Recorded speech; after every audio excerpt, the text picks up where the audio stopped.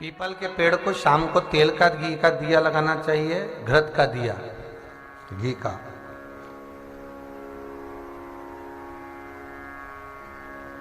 शमी पत्र के पेड़ के नीचे सोमवार को भी दिया लगा सकते हो और मंगलवार को भी लगा सकते हो।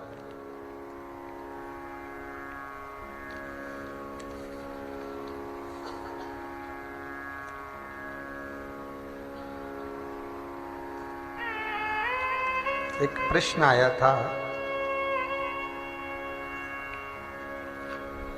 रेखा जी गुप्ता,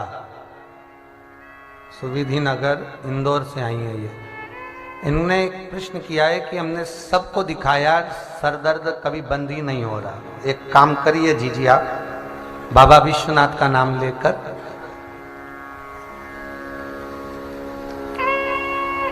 आप ध्रुमावती माता का नाम लेना।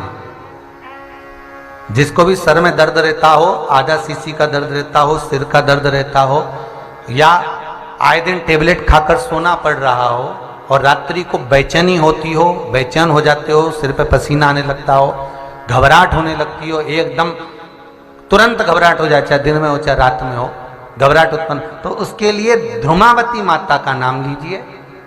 और ध्रुमावती माता के नाम से गुड़ की 7 टुकड़े कर लीजिए। गुड़ की जो बट्टी होती है उसके 7 टुकड़े कर लीजिए।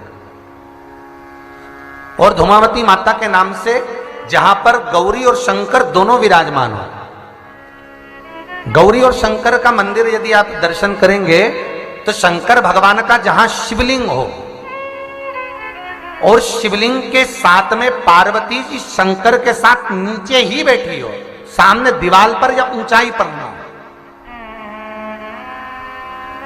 आपको पहले कहा था शंकर जी के शिवलिंग का आपको कई बार दर्शन कराया। एक विष्णु शिवलिंग होता है, एक डमरू जैसा शिवलिंग होता है जिसको बैठकर पूजा नहीं जाता, जिसको खड़े होकर जल चढ़ाए। एक शिवलिंग होता है जो जमीन पर ही रहता है, जिसको गौरी शंकर कहते हैं हमारे महाराज। तो गौरी शंकर का स्मरण कर कर, उमा महेश का स्मरण कर कर, जो शिवलिंग जमीन पर हो और पार्वती जी भी जमीन पर ही स्थापित है,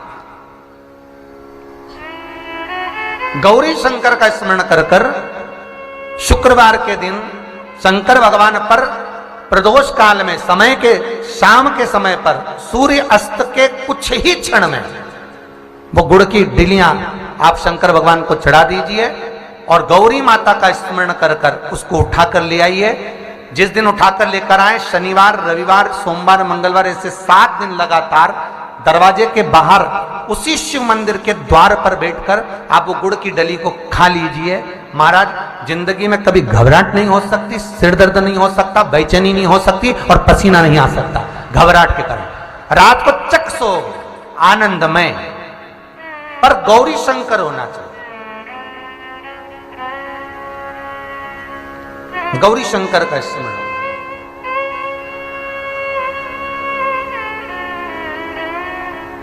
और गौरी शंकर का स्मरण कर कर जो सुख पाया, वो जीवन का आनंद पाया। महाराज, हमारे यहाँ तो आज भी नियम है, जब लड़की की शादी होती है तो जगत जननी के मंदिर में उसको लेकर जाते हैं। स्वयं पार्वती जी, स्वयं पार्वती के मंदिर में स्वयं सीता मैया गई है, स्वयं रुक्मणी मैया गई है। क्यों? क्योंकि वो गौरी से सुहाग मांगती है। गौरी माता अखंड सौभाग्य देती है, साथ में सुख और समृद्धि भी प्रदान करती है।